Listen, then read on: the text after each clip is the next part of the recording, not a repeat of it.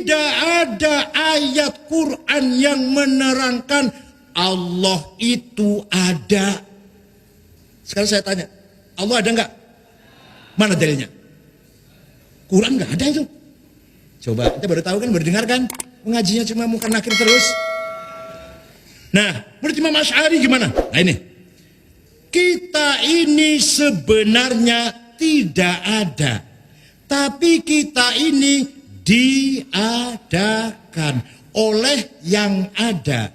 Yang ada sebelum lapal ada, itu ada, sudah ada. Bahkan kita menggunakan lapal ada karena ada yang ada. Atau kita menggunakan lapal tidak ada karena ada yang ada. Maka yang ada hanyalah yang ada. Pasti nggak paham.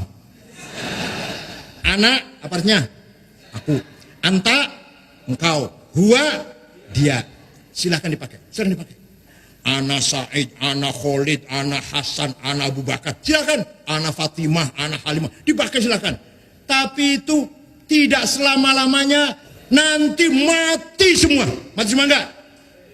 Tidak ada aku bagus, aku Madinah, enggak ada. Aku Khalid, aku Said, enggak ada. Tinggal aku satu. La ilaha illa ana fa'budni. Tidak Tuhan kecuali anak. Ini Quran ini.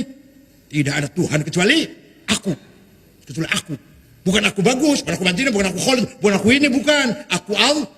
Berarti la wujuda illa ana. Tidak ada yang ada kecuali aku. Nah, anta, kamu Khalid, kamu Bakar, kamu Suroso, kamu Solikin, kamu Sukardi, kamu Fatimah, kamu Dewi, kamu Dian, mati semua. Tinggal engkau satu yang enggak mati. La ilaha illa anta subhanaka inni kuntu minadh dhalimin. Tidak Tuhan kecuali engkau. Bukan engkau Madinah, bukan engkau Khalid, bukan engkau Hasan. Engkau siapa? Itu artinya la wujuda illa anta. Tidak ada yang ada kecuali engkau. Begitu pula huwa. Dia Khalid, dia Solikin, dia siapa? Dia Hasan, dia Fatimah, dia Badriyah, dia Halimah. Mati semua. Tinggal dia satu yang gak mati. La ilaha illa huwal hayyul qayyum. Tidak ada Tuhan kecuali huwa, dia. Artinya la wujuda illa huwa. Tidak ada yang ada kecuali dia. Dia siapa? Ayo, berarti yang ada cuma kalau gitu berarti sifat Allah nomor satu adalah sifat. Nih, kalau nggak Imam Asy'ari nggak tahu kita bahwa itu Allah sifat wujud. Kalau hanya Quran saja nggak tahu. Taunya cuma Sami'un, Basirun, Alimun, Qadirun. Tuding akidah penyebab radikalisme, Gus Yassin, Said Ahil tak sadar secara langsung menantang Allah. Sebenarnya Allah tidak ada. Tidak ada Tuhan kecuali aku. Sekarang saya tanya, Allah ada enggak? Mana dalilnya? Quran enggak ada itu. Coba, ente baru tahu kan, baru dengar kan? Mengajinya cuma muka nakir terus. Berarti dia sudah menghina semua Nabi dan Rasulullah. Nauzubillah ini Pak. Ini profesor Pak, pakar Quran ini. Ini boleh kita umbar namanya agar orang menjauhinya. Mengabaikan fatwanya. Tidak membaca tulisannya. Menghinakan dia. Jadi kita boleh menghina orang kalau dia menghina agama. Sama. Kristen, Quran, sama. Anunya sama. Kitab sucinya tuh nilainya sama, manusianya kok yang nggak sama kadang-kadang. Itu bukan jalan orang mukmin, bukan jalan Rasul, bukan ucapan orang-orang soleh. Dia nyeleneh dari dulu Abdul Sirat, makanya terpilih dengan dari ketua PBNU.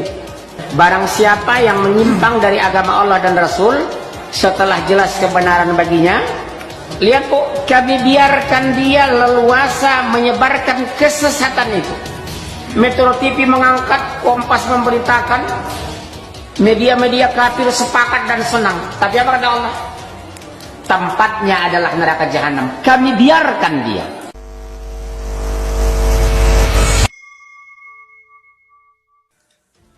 Reaksi keras muncul atas pernyataan Ketua Pengurus Besar Nahdlatul Ulama Said Akil Siraj saat meminta dosen agama di Fakultas Umum tingkat universitas untuk tidak terlalu banyak mengajarkan akidah dan syariah karena dapat meningkatkan resiko peningkatan radikalisme.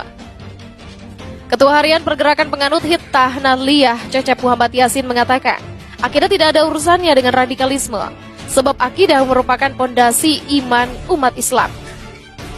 Masa Ketum PBNU tidak paham kalau akidah adalah pondasi iman? Ibarat rumah, kalau pondasinya tidak kokoh, jelas rumahnya rapuh dan membahayakan penghuninya. Saya tidak bisa membayangkan kalau pondasi iman umat Islam tidak buat kokoh. Sudah pasti akan dihajar oleh kaum Syiah, liberal, dan komunis. Akibat yang fatal, serangan pemurtatan akan meluas. Akibat yang fatal, serangan pemurtatan akan melibas umat Islam. Begitulah jelas Gus Yassin. Gus Yassin juga mengkhawatirkan tudingan SAS terkait pelaku kejahatan teroris dengan Wahabi dan Salafi. Secara tidak langsung hal itu juga menyudutkan umat Islam. Sekarang SAS menghubungkan akidah dengan radikalisme. Pertanyaan saya, apa beliau Kiai Haji SAS tidak menyadari pernyataan atau tuduhan beliau perihal akidah yang menyebabkan radikalisme secara langsung menantang Allah Subhanahu wa taala dengan menuduh Rasulullah dan para sahabat sampai para habaib, para kiai dan para ulama yang berdakwah untuk memperkuat akidah umat Islam. Gus Yassin juga mengkhawatirkan tudingan SAS